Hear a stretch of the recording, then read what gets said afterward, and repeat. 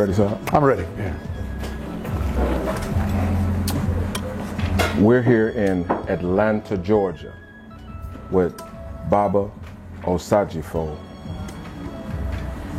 representing Timbuktu Art Gallery, which is a generational formulation of black business. And we're here to ask him some very intricate questions on black business. Would you like to introduce yourself and tell us exactly who you are? Yeah, Baba is a term, Kiswahili, referring to father, grandfather, and great-grandfather.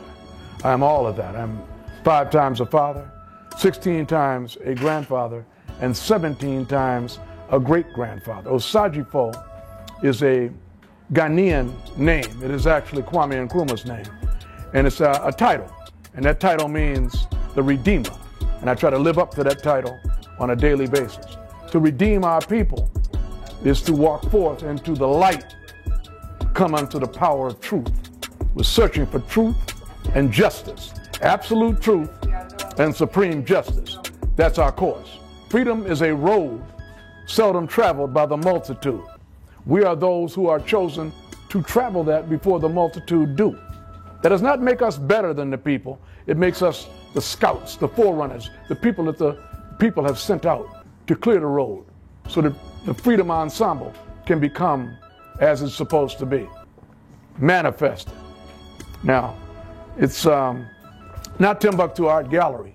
That's the old days, right? Timbuktu Art Gallery was where you were trained, right? Okay. It's Timbuktu Art Colony, okay, because there are so many other new facets to the entire concept that we now refer to ourselves as a colony. Okay. Now, if you have any questions, you can follow through. I'll begin to give you a light biography on who we are and what we do. You can go for it. All right. The company started actually in Vietnam, in Quang Tri, right off the DMZ. I was from the DMZ to the Mekong Delta. I was not a grunt. I was in a command position. There were about 9 men who depended on me to make good decisions in order to save their life on a daily basis. Because we fought. We fought improperly to maintain the status quo here in this society, when in effect we were really supposed to be fighting to help those people free themselves. They're trying to fight against exactly what it is that manifests our reality as descendants of slaves here in the continental United States of America today.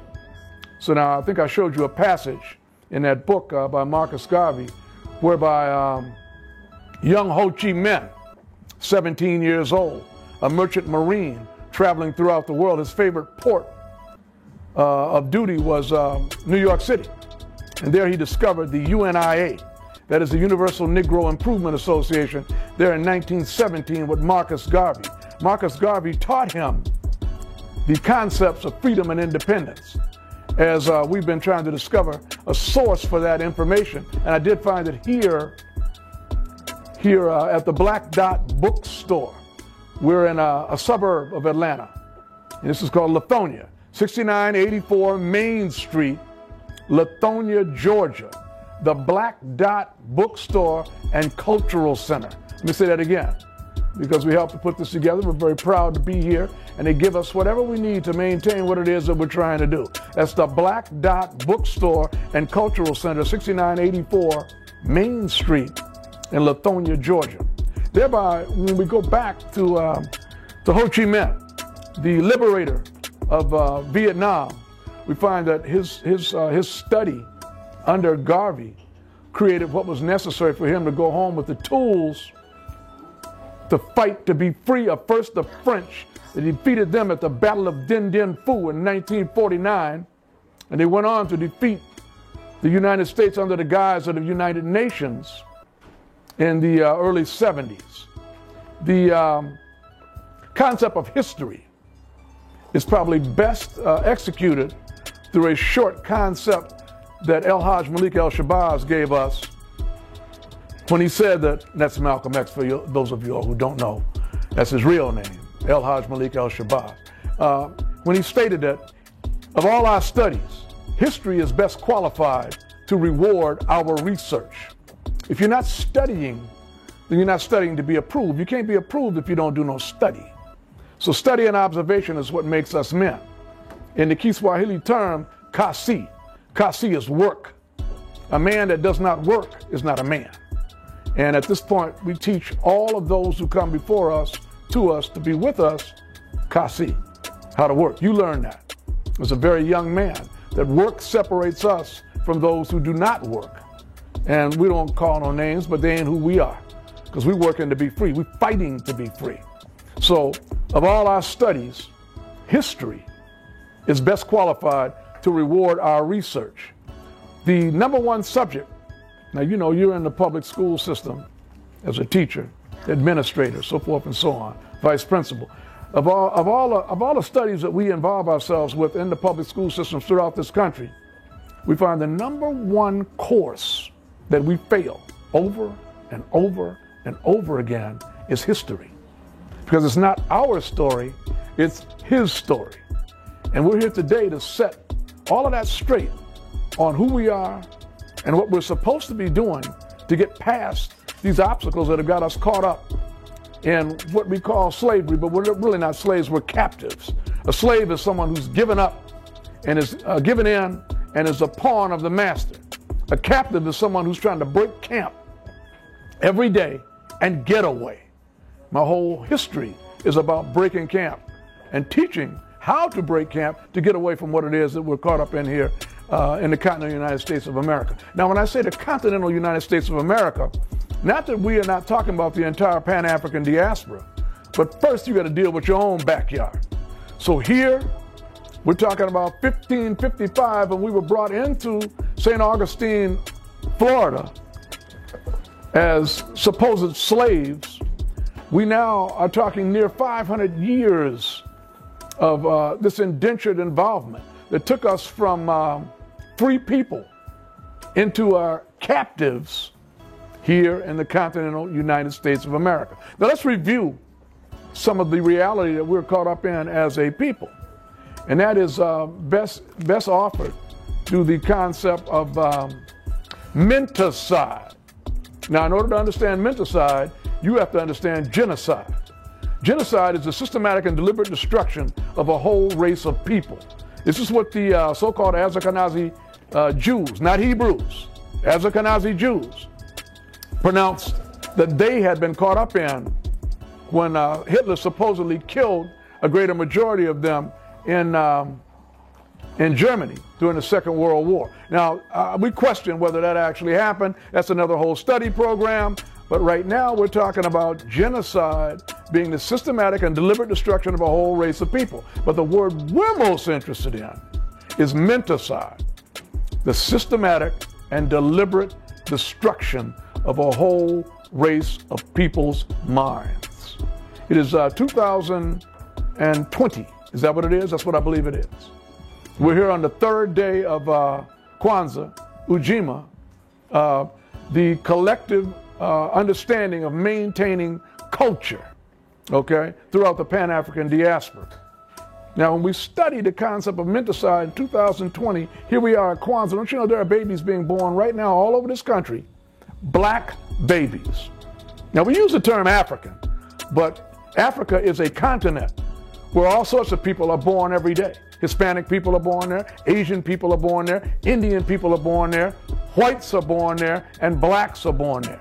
So we are black, okay? And we get that straight first. And I'm not studying to figure out whether that's how it should be said. I'm saying that we are blacks. We are not black Americans. We are blacks in America who are of African descent.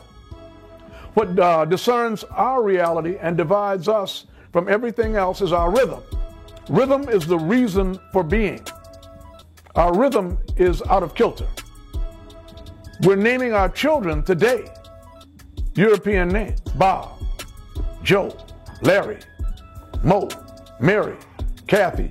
There are a non-discernible amount of white people, none more than likely, that are naming their children today as we speak, for lack of a better term, African names. They're not going to do that because it doesn't represent who they are. Culture is based on language and a number of different things, but the main concept that culture is based on is land. Everything comes from land that we need. That's food, clothing, and shelter. You cannot get by without land. It is the second most precious of all values. Obviously, the first most precious of all values is people. We are black people. We are the creators of the planet. We are the creators of the universe, if you really want to get into it. But that's another long study plan. We can't deal with that. But when you deal with color, the spectrum controls 7 colors: red, orange, yellow, blue, green, indigo, and violet. When you mark all those colors on top of each other, Marlon, what color do you get? Black. You get black. White is the absence of color. Black is all colors. The most powerful black essence on this planet is the womb of the black woman. When you look at the Ankh, you see something that's similar to the so-called Christian cross. Father, Son, Holy Ghost. That's the cross. Now, what's wrong with that? Well, not to get into a major question and answer, we'll just give you the answer. There's no woman involved in that. Father, Son, and a Holy Ghost. That was what they used before they understood the terminology ancestor. The ancestors are those who smile upon us right now today as we're dealing with this automated technology to give you this information.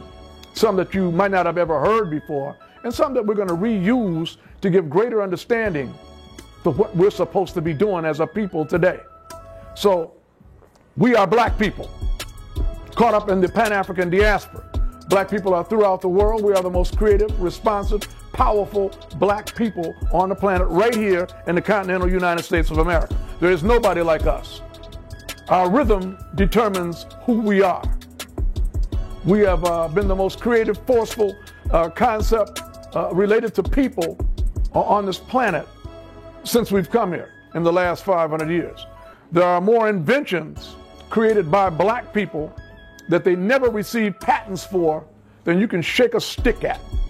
For instance, the telephone, Granville T. Woods, the electric light, Lewis Latimer. Yeah. But see, they weren't allowed patents at that time, so they had to sell the invention to the laboratory that they were working in, and it gave us no credit. Well, I'm here to say that we got to get beyond credit. I'm a silversmith by trade, and I've been a silversmith and a lapidary, that's a stone cutter, for 50 years. And I've taught well over 500 people at my expense to learn how to do that. Now, I can't even begin to tell you how many pieces we've created in the last 50 years, but I can tell you that my name or the name of my company is not on one of those pieces unless the person that bought the piece asked me to do it. Because that's taking credit as opposed to informing the people of what it is that we've done. When you walk up and look at the display that we've created here at the Black Dot, and we've done all over the world, you'll find that it's impossible not to recognize that black people created the art that you see. Thereby, it's not necessary for me to put my name on the piece, and then they constantly tell me, but it gives it more value because you've been a nationally acclaimed artist for the last 50 years. So, well, it might give it more monetary value,